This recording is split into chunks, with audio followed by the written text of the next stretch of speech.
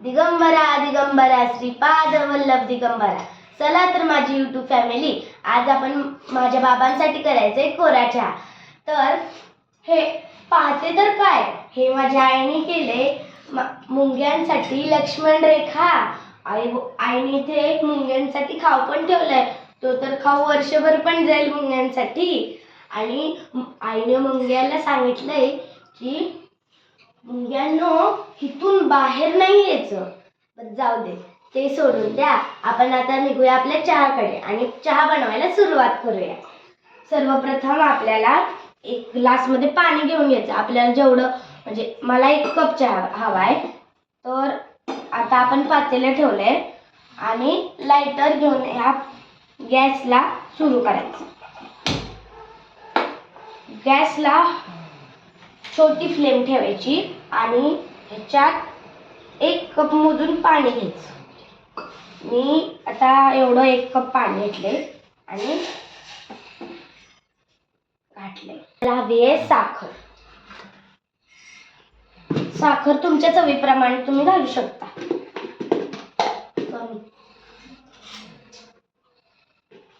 मी इथे घालत आहे 1 चमचा साखर, त्याच्यावर थोडी, आणि परत डबा बाजूला ठेवत आहे. नंतर आपल्याला पाहिजे चहा पावडर. आता साखर विरघळेपर्यंत आपल्याला हे पाणी तापवून द्यायचं आणि मग त्याच्यात आपल्याला चायपत्ती घालायची. आपण हा ग्लास बाजूला ठेवूयात. आता मी माझ्या मनाप्रमाणे करते. तुम्हाला जेवढी साखर हवी, म्हणजे किती कप पाहिजे चहा किंवा दुधाचा हवा आहे, म्हणजे तुम्ही तशा क्वांटिटीने करू शकता.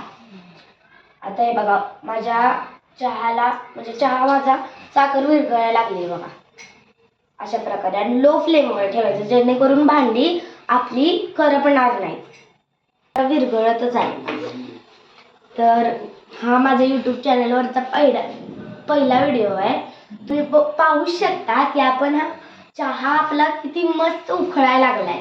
आणि बघितलं तर म्हणजे चहा जास्त करून आपण सर्वांनाच आवडतो. आपल्या सर्वांना म्हणजे आपण नाश्त्याला चहा घेतो.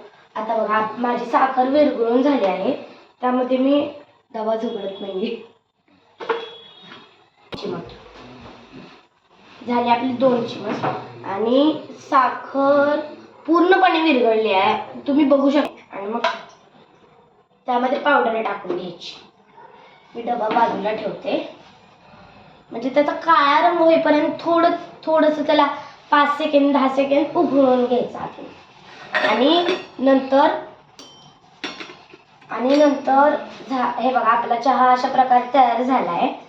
परत गॅस बंद करून घ्यायचा आणि मग आपलं सोडणं घेऊन चिमटा घ्यायचा आणि चिमट्याने याला उतरवून घ्यायचं खाली.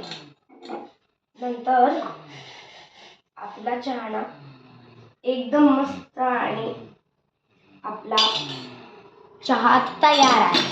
तर तुम्ही पण एन्जॉय करा. आजसाठी एवढंच.